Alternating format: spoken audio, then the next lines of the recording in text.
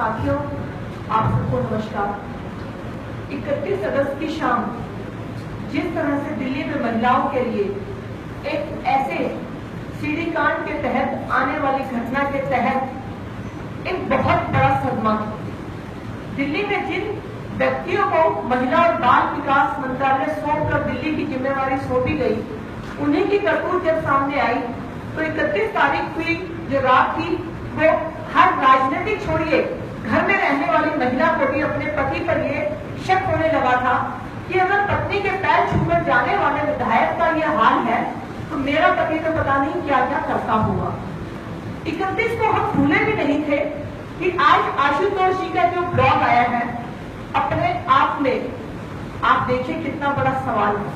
31 तारीख इनके व्यवहार को रिप्रेजेंट कर रही थी, लेकिन आज जो ब्लॉग आशुतोष जो अब बहुत बड़े जर्नलिस्ट इंटेलेक्चुअल हैं उनकी सोच को रिप्रेजेंट कर रहा है। ये सोच मिलती जुलती है।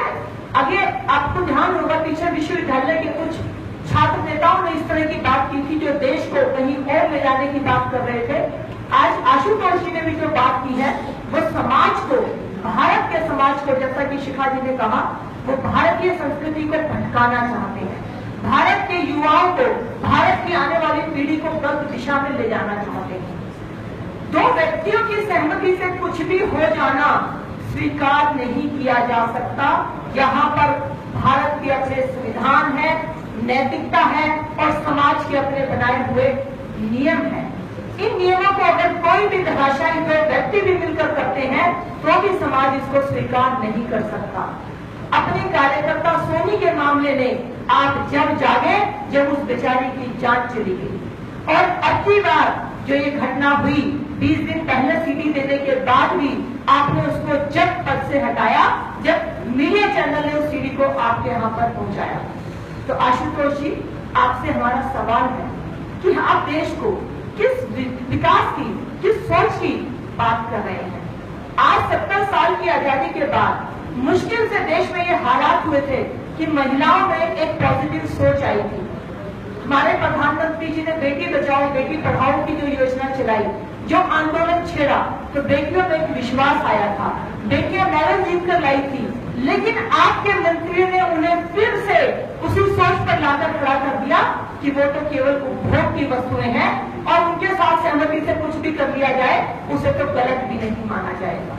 तो आशुतोष जी, आपसे सवाल है कि अपने ब्लॉग अगर आप लिख नहीं सकते कुछ अच्छा तो लिखना बंद कर दीजिए, लेकिन समाज को गलत दिशा में ले जाने की कोशिश मत करिए। दूसरा सवाल है मुख्यमंत्री केजरीवाल से। सारी दुनिया की है खबर, बस अपने घर से हूं मैं बेखबर। ये मुख्यमंत्री जब चाहते हैं, जब उसका सबूत कहीं और से आता है और फिर इस बात को वो श्रेय लेने की कोशिश करते हैं कि मैंने आधे घंटे में हटा दिया, मैंने 1 घंटे में हटा दिया। इन नगीनों को चुनने के मापदंड हम आपसे जानना चाहते हैं और इन नगीनों को चुनने में अगर आपसे कोई गलती हुई है तो आपको आकर माफी मांगनी चाहिए। आपके 14 विधायकों में जिन पर आरोप तय हुए हैं उसमें से 7 पर महिलाओं से संबंधित, चाहे वो पत्नी के डोमेस्टिक वायलेंस हो, चाहे छेड़छाड़ हो, और अब तो हद पार हो गई सेक्सुअल जो आपकी सीडी इस तरह की आई है उसकी बात है। तो 14 में से 7 विधायक अगर आपके महिलाओं से रिलेटेड इशू में है तो मुख्यमंत्री जी, आप फेस टू फेस बात करने की हिम्मत रखिए। आप तो निर्भया कांड के बाय प्रोडक्ट हैं। आज क्यों बचकर भाग रहे हैं दिल्ली की बहनों से, दिल्ली की उन बेटियों से जो आपसे सवाल करना चाहती हैं कि किसके भय से हम रोड पर निकले। आपने तो कहा था लंदन बना देंगे, सुरक्षा कर देंगे। आज हम बाकी विषयों पर नहीं जाएंगे, सिर्फ महिला सुरक्षा और उनके मंत्रियों का जो महिलाओं के लिए व्यवहार है, तो केजरीवाल जी आपको शर्मिंदा होना चाहिए और इन नगीनों को चुनने में जो गलती हुई है आपको माफी मांगनी चाहिए और नैतिकता के आधार पर आपको खुद भी इस्तीफा देना चाहिए। धन्यवाद।